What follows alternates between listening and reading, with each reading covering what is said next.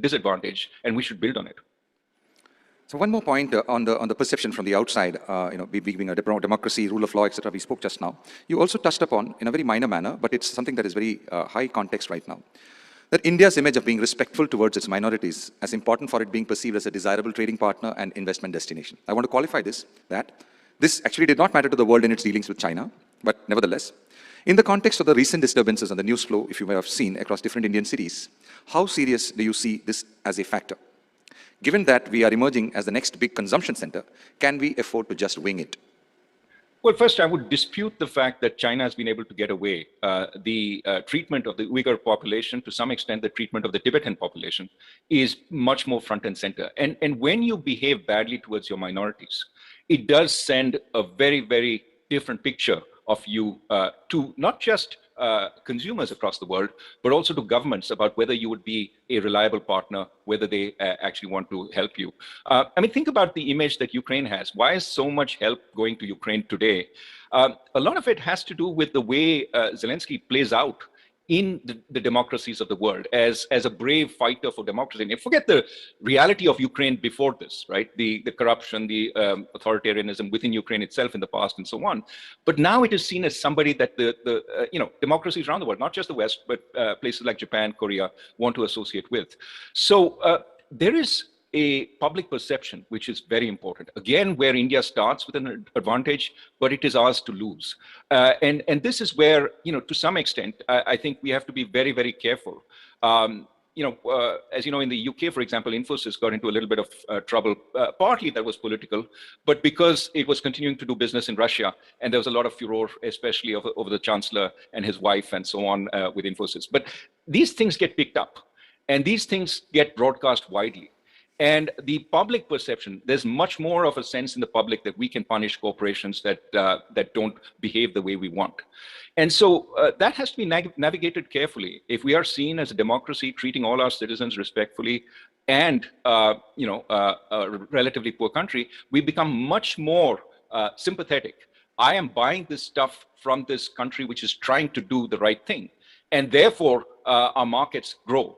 On the other hand, this is a country which is siding with the authoritarians. This is a country that oppresses its minorities. And you read about this every day in many ways. It's not just the New York Times or the Economist, a whole bunch of people. And then you hear this is a country that is suppressing data on how many deaths happened, just like the other authoritarian countries. It all adds up to an image which we can well do without.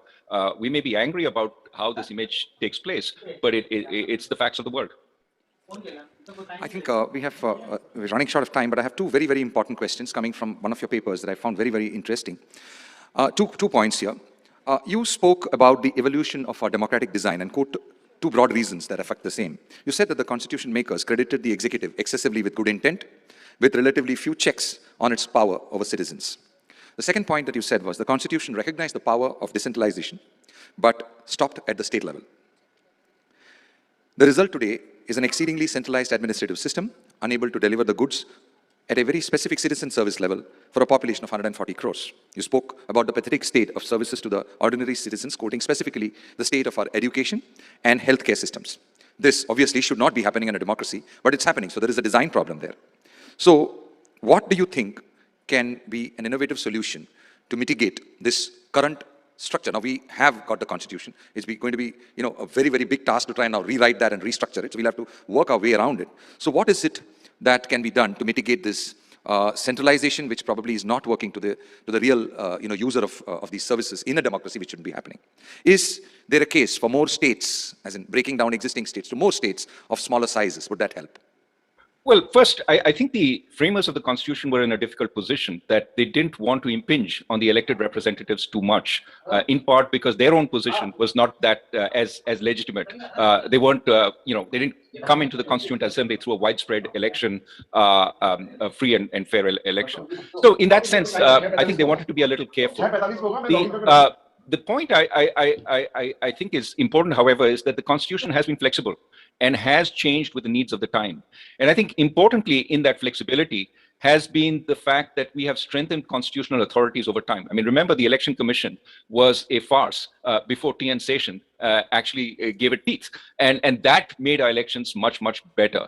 And so, one, we should certainly strengthen constitutional authorities, and the undermining of constitutional authorities like the Election Commission, but like the Enforcement Directorate or CBI or other such institutions, tends to essentially erode the democratic principle. We can do all that within the Constitution.